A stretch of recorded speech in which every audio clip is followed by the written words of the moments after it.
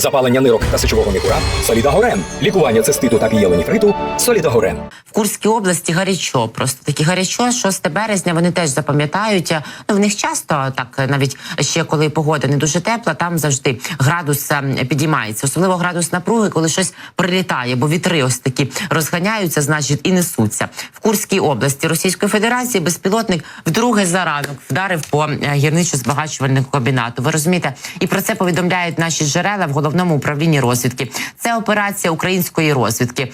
Ось так, неспокійно там, того що нема чого спати. Зимова сплячка закінчилася і приходить весна, ми і будемо будити. Як то кажуть, в Курській області Російської Федерації безпілотник вдруге за ранок вдарив по гірничо-збагачувальному комбінату. Це операція української розвідки. Близько 10:10 російський телеграм-канал, один з них повідомив, що щойно безпілотник знову вдарив по Михайлівському гірничо-збагачувальному комбінату імені Варищева в Железногорську. А кажуть, що снаряд двічі в одне місце не потрапляє, а безпілотник може. Безпілотник – це вам не снаряд. Інформацію телеграм-каналу підтвердив і губернатор регіону. За його даними, постраждалих немає. Атака на Михайлівський гірничо-збагачувальний комбінат у Курській області Росії – це не просто так щось прилетіло, хтось запустив, побавився. Це ціла спецоперація Головного управління розвідки Міністерства оборони України. Тривають заходи зі знешкодження об'єктів, задіяних у забезпеченні окупаційного корпусу держави-агресорки. Ми відпрацьовуємо в межах нашої тактики по об'єктах ворога і в глибокому тилу на території країни-агресорки, бо саме там забезпечується ефективна робота військово-промислового комплексу Російської Федерації. Там все працює, навіть хлібзаводи, на них, нагадаю, виготовляють дрони. Тому ось такі воєнні об'єкти, які працюють на військову машину російського кривавого диктатора Путіна, вони є більш ніж законною ціллю і наших спецслужб, і наших Збройних сил України. Та і хороші росіяни деякі, які втомилися жити і боятися, що по них теж може ненароком їхнім ПВО роботою прилетіти, то вони теж місце розташування ось таких об'єктів здають, допомагають нашим розвідникам. Гірничо-збагачувальний комбінат імені Варищева – це одне з найбільших в Росії та СНД підприємств з видобутку та збагачення залізної руди. Першої атаки зазнав цей комбінат буквально сьогодні, кілька годин тому, і теж сьогодні вранці. І успішно була ця атака, загорівся резервуар із паливом. Ось так. А далі буде прилітати дедалі більше, того що грачі прилетіли і безпілотники з ними разом теж. НАТО може відправити в Україну свої війська. І це не заперечує наш добрий друг, відомий нам всім, президент Чехії Петр Павел. Після зустрічі з президентом Франції, уже теж відомим своїми проривними революційними заявами та діями Еммануелем Макроном, який із візитом напередодні прибув до Праги. Про це повідомляє видання «Новинки». Він зазначив, що Заходу варто розширити форми допомоги Україні, Петр Павел, зокрема й розглянути можливу присутність в Україні військ. Цитую Павла: за пошук нових шляхів, включно з продовженням дискусії про можливу присутність в Україні. Давайте не будемо обмежувати себе там, де це не потрібно. Від нас залежить, яку форму допомоги ми виберемо, каже Петр Павел. Також на це моментально реагують в Росії. Зокрема, реагують і кадирівці, підгорає в них гостро, з острахом, накладають вони в штанішки, погрожують, звісно, чимось, але ми розуміємо, що далі тіктока і відео, то діло в них ніколи не піде.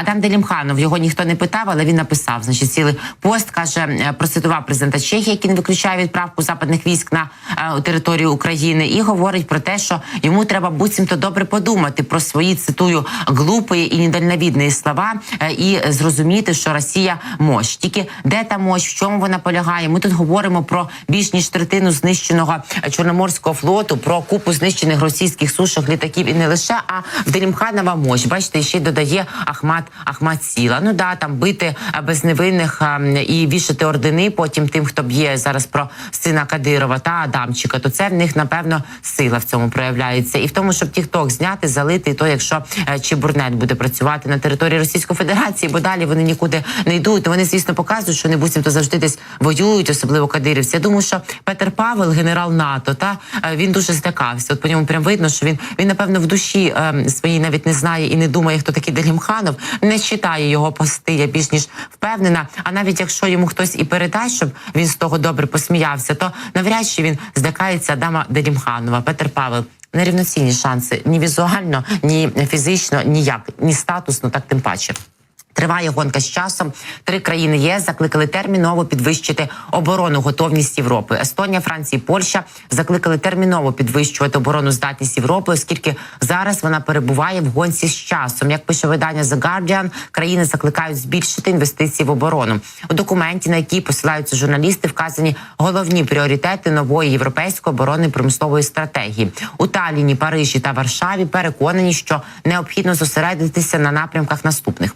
Це поліпшення довгострокового потенціалу оборонної промисловості ЄС, де забезпечення потреб армії, зменшення стратегічної залежності та підвищення здатності швидко нарощувати виробництво під час криз. Підтримка фундаментального підвищення рівня запасів боєприпасів, що мають вирішальне значення в бою, наявності ключових систем озброєнь та інших спроможностей у різних галузях, посилення конкурентних переваг ЄС та його країн-членів у галузі технологій та інновацій, військового та подвійного призначення, зокрема шляхом усунення вузьких місць, забезпечення надійності ланцюжків поставок і поліпшення доступу до фінансування, зростання цієї оборонної здатності і зміцнення, звісно, співпраці з Україною та заохочення її участі в оборонно-промислових підприємствах. Ось так бачимо, що ще й перша в історії Європейського Союзу, Єврокомісія і глава дипломатії Жозеп Борель представили оборонно-промислову стратегію для підвищення боєготовності та безпеки та запропонували амбітний набір нових заходів для підтримки конкурентоспроможності і боєготовності оборонної промисловості ЄС.